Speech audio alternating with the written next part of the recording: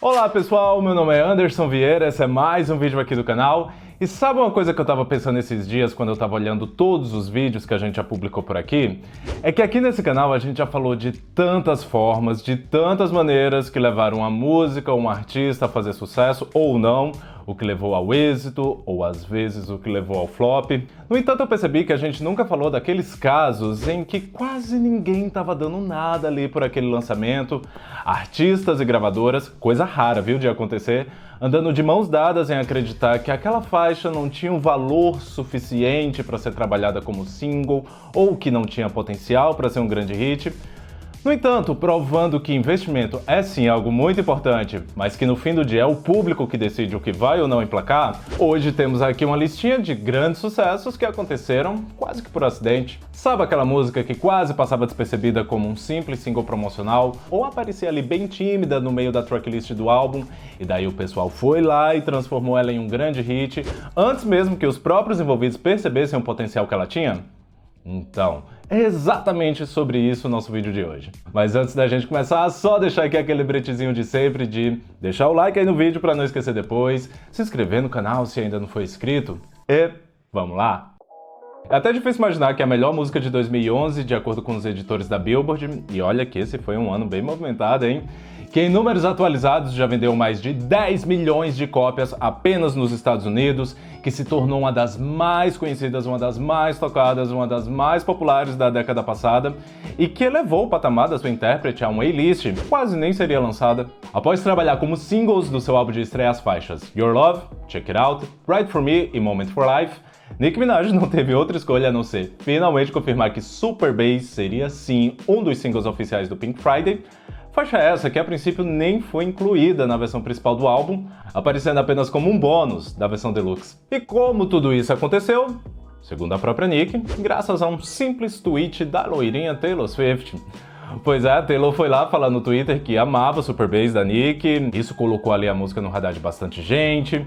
Um pouquinho depois, a própria Taylor cantou um trechinho em um show dela, e daí veio toda aquela onda de covers. Selena Gomez fez cover, Kendall Jenner fez cover, teve um que viralizou demais de umas garotinhas chamadas Sophie, Grace e Rosie, e tudo isso transformou Super Bass em uma verdadeira trend. Foram aí uns bons 6 meses desde que a música havia sido lançada no disco, até a Nicki bateu o martelo de que Super Bass seria sim um single oficial. E o que aconteceu depois disso, a história já conta aí por si só. When the first album was wrapping up, a beautiful little ladybug by the name of Taylor Swift went on her Twitter and said, "Oh my God, I love this Nicki Minaj song." And we had no control. That would have never been a single, but that went on to do what it did. And that became the biggest song of my first album. It became the biggest song of my career. Apesar das duas já terem tretado aí no passado, até hoje a Nicki é extremamente grata por esse impulso que a Taylor deu no início da carreira dela, quando, por exemplo, Super Bass ganhou o certificado de diamante pelas 10 milhões de cópias vendidas. Ela colocou a Taylor nos créditos de agradecimento quando ela fez a legenda no Instagram, e até mesmo nesse vídeo que eu coloquei aqui na edição, ela foi lá e apareceu nos comentários do TikTok para falar: "Eu nunca vou parar de agradecê-la, pois foi ela quem mudou a minha vida." É até engraçado porque aqui no canal a gente tem um vídeo só sobre esses casos de artistas que decolaram após receber aí um apoio da Taylor. Só que, nesse caso, a Nicki se tornou algo tão grande que eu tinha até esquecido que isso aí tinha feito parte da história dela também. Mas, pelo visto, a própria mesma nunca esqueceu.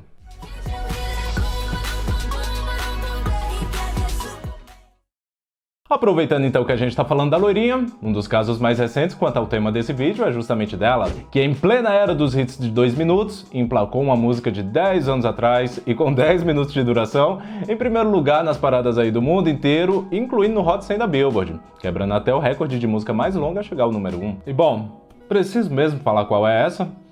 E preciso mesmo falar mais uma vez sobre tudo que encaminhou aí para que a Taylor, primeiro, precisasse regravar os álbuns dela, e segundo, finalmente ter a oportunidade de lançar All Too Well como single. Apesar de todo fã da loirinha saber que a faixa 5 de cada um de seus álbuns é sempre a mais pessoal de cada era, quando o Red foi originalmente lançado, apesar do disco ter contado com um total de 7 músicas de trabalho, de We Are Never Ever Getting Back Together a The Last Time com o vocalista do Snow Patrol, ainda que quase metade do disco tenha sido utilizado como single, Naquela época, Outwell não foi uma das escolhidas. Desde o dia do seu lançamento original, Outwell sempre foi aí uma fan favorite e uma das composições mais aclamadas da Taylor.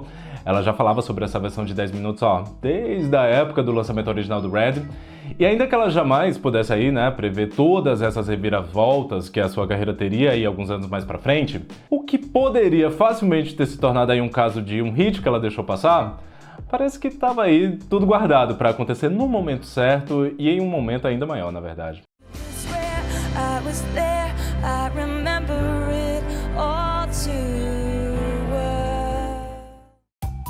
Um dos maiores hits da música latina em 2021, seria bem difícil fazer um vídeo como esse sem pegar aí nenhum exemplo, de como o TikTok influenciou diretamente na ordem dos fatos. E no nosso primeiro caso, a gente tem aqui Telepatia, da colombiana mais itaquerense que a gente conhece, Kali Uchis. Após um fraco desempenho, tanto dos singles prévios quanto do próprio álbum que trouxe a música, o Sin Miedo del Amor y Otros Demonios, que chegou ao mercado ainda em 2020, já era quase uma certeza de que o disco não teria mais músicas a ser trabalhadas.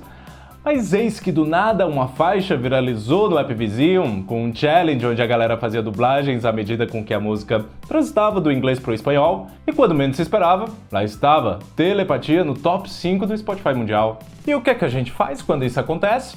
Exatamente, retoma aí a divulgação como se nada tivesse acontecido e com um gás ainda maior. Dirigido pela própria Kali e gravado na sua cidade natal na Colômbia, o clipe foi intencionalmente ali feito de uma forma bem simples, evitou assim super produções, justamente para refletir a naturalidade como a música despontou. E essa foi não somente uma música que trouxe um novo status para a carreira da Kali, mas como garantiu também todo um reconhecimento que poderia facilmente ter passado batido. Como, por exemplo, a sua primeira indicação solo e pelo seu próprio trabalho ao Grammy, com Sin Miedo concorrendo ao prêmio de melhor álbum de música urbana, nessa próxima edição da premiação que vai acontecer em abril. É nessas horas que a gente se pergunta, será que ela teria realmente recebido essa indicação se Telepatia não tivesse rendido aí tudo isso que rendeu? A gente sabe como o Grammy funciona, né?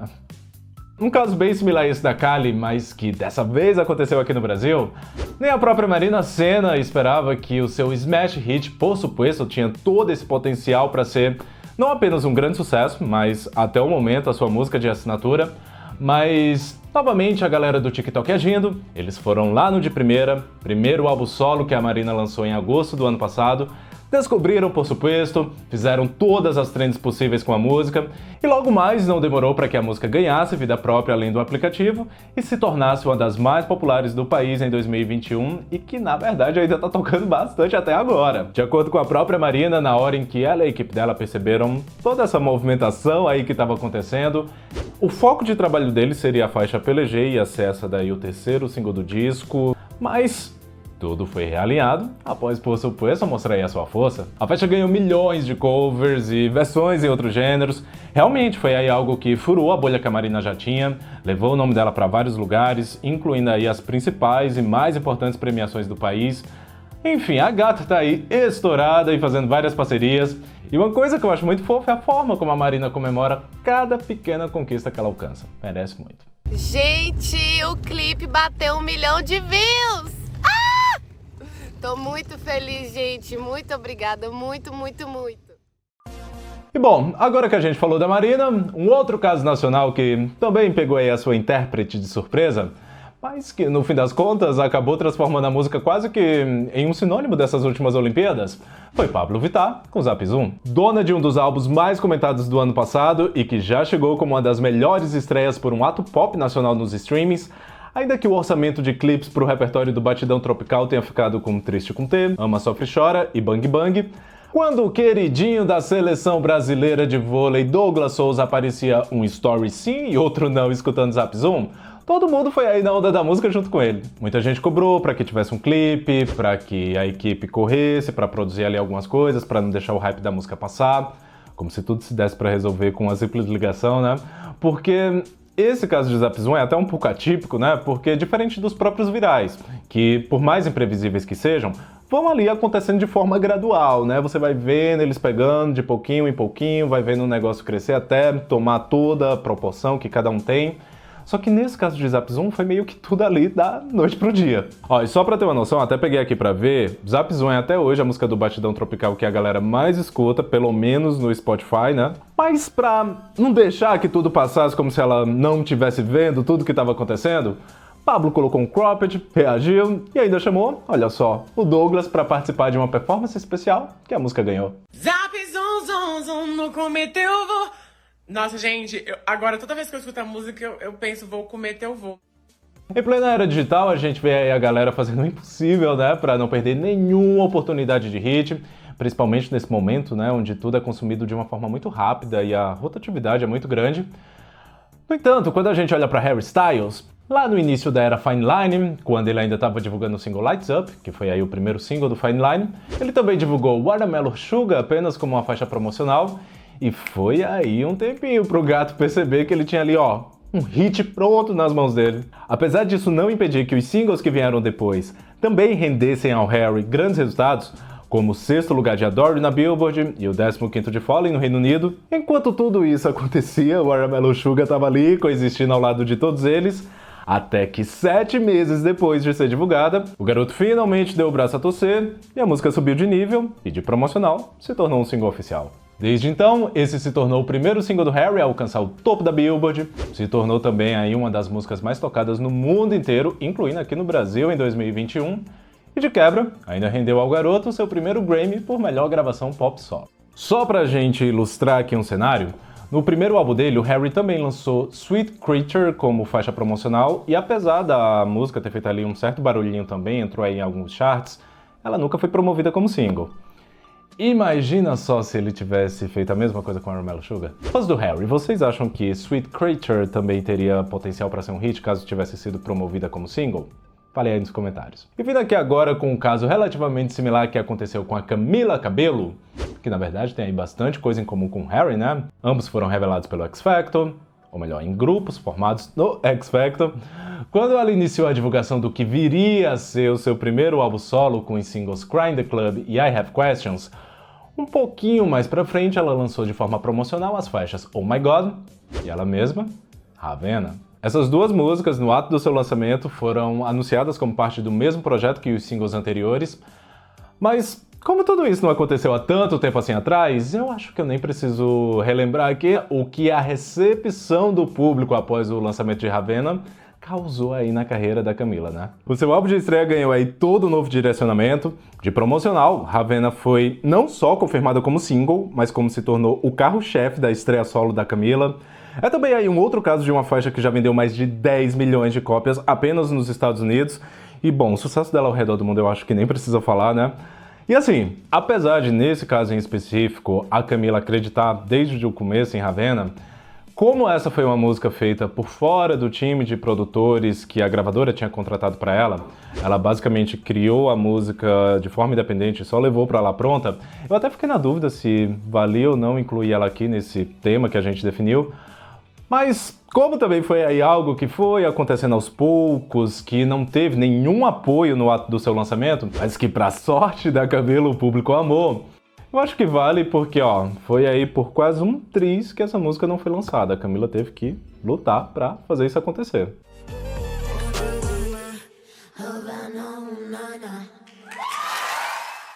Uma música que tem aí uma história bem legal por trás e que eu acho que daria até um vídeo só sobre ela aí pra gente fazer depois, é a parceria do David Guetta com a Sia em Titânio e, pra resumir o motivo dela aparecer por aqui, vamos dizer assim que pro David Guetta não foi uma surpresa a música ter sido um hit, mas pra Sia sim, pelo simples motivo dela nem saber que a música seria lançada com a voz dela. Após recuperar de alguns problemas pessoais, como a gente bem já citou em um vídeo só sobre ela aqui no canal, Sia havia decidido que não iria mais atuar como cantora e que após o lançamento do disco We Are Born em 2010, ela iria trabalhar apenas como compositora.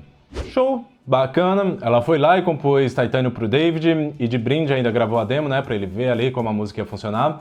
Só que daí ele gostou tanto do resultado que o que foi que o danado fez? Ele foi lá, isolou a voz da Sia, finalizou a produção e lançou a música sem ela mesma saber que a própria seria utilizada na versão final da música. Eu fiquei tipo, o que é isso? Eu passei a vida inteira construindo o tipo de carreira e a forma como gostaria de ser reconhecida. Eu fiquei envergonhada quando foi lançada, pois era muito comercial. Mas é claro, quando dá pra comprar uma casa, você para de se sentir mal. Essa música foi a melhor coisa que aconteceu na minha carreira. Revelou a Cia em uma entrevista na época. É bem difícil, né, imaginar se Titânio teria funcionado aí da mesma forma, se teria se tornado tão marcante sem os vocais aí poderosos da Cia. Mas foi aí uma passada de perna do bem, né, que o David deu nela, e que graças a isso a música existe aí da forma que a gente conhece.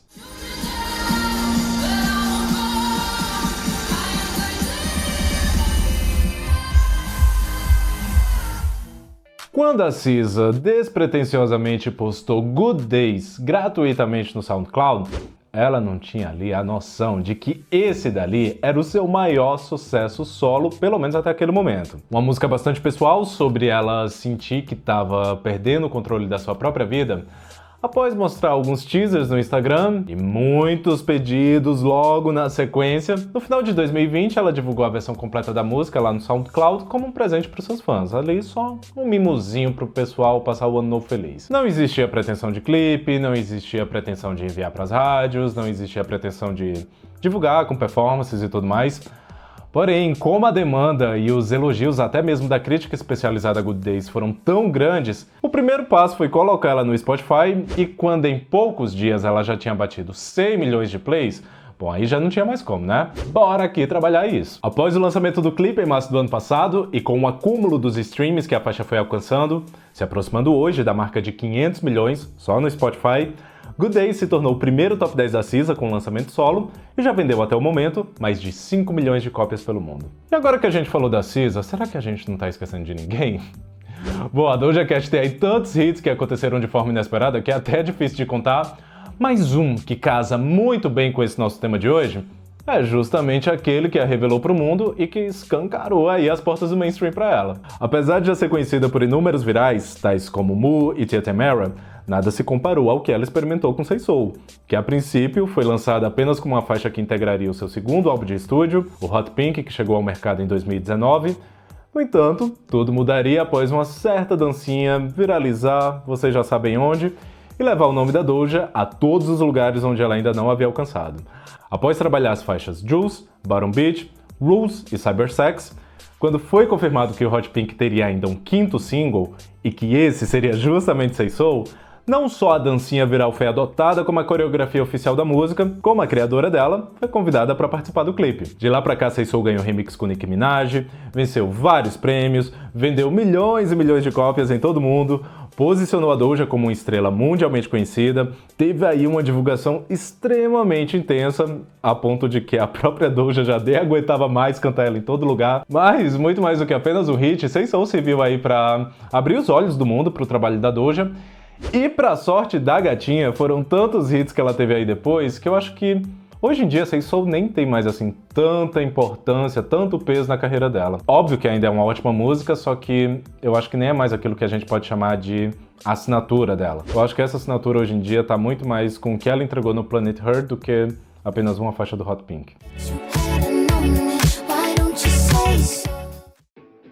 E ó, um que eu nem tinha colocado aqui no roteiro, mas agora que eu falei desse momento em que a Doja às vezes era pega ali sem muita animação pra cantar Say Soul, eu acabei lembrando do caso do Måneskin, que nunca tinha nem sonhado que Begging poderia ser um single. Imagina então se tornar o maior sucesso da carreira deles. Apesar da gente ter aqui um vídeo bem recente sobre a banda, onde tem esse e vários outros detalhes sobre como eles explodiram mundialmente, só pra pontuar, porque esse é um caso muito bom, em 2017 a banda havia participado do X Factor na Itália, e em uma das performances eles apresentaram Begging, que no fim da temporada foi incluída em um EP com os principais covers deles durante o programa, e bom, era pra ter sido só isso. Eis que 3 anos depois, com 2 álbuns lançados, vencedores do Eurovision, o TikTok foi lá e descobriu Begging, sem ninguém saber exatamente como, e o negócio tomou uma proporção tão grande que a banda ficou meio assim, né? Ah, vamos ter que cantar. Begging é um daqueles casos de músicas que já tocou tanto, que tava em todo lugar, que já repetiu de todas as formas possíveis, que hoje em dia, quando começa, até já cansa um pouco. Muita gente até compreende o Damiano nessa hora, mas a maior prova de que nada disso foi planejado é que o Måneskin nunca nem parou pra gravar um clipe pra ela. O que puxa a gente para o nosso último caso dessa lista de hoje, que é Love on the Brain da Rihanna. Um dos maiores sucessos do Anti, apesar da Riri até ter feito aí algumas performances para Love on the Brain, ela nunca focou ali em gravar um clipe para o quarto single do seu último álbum de estúdio até então, mostrando que quando o negócio é bom, ele ganha vida sozinho. No caso desse single, um top 5 no Hot 100 da Billboard, mais de 800 milhões de plays no Spotify e vídeos que editado por fãs, olha, a gente tá falando aqui de fan edits, só aqui no YouTube acumulou mais de 300 milhões de views, foi aí o suficiente para transformar Love on the Brain na música com melhor desempenho nas paradas do Anti.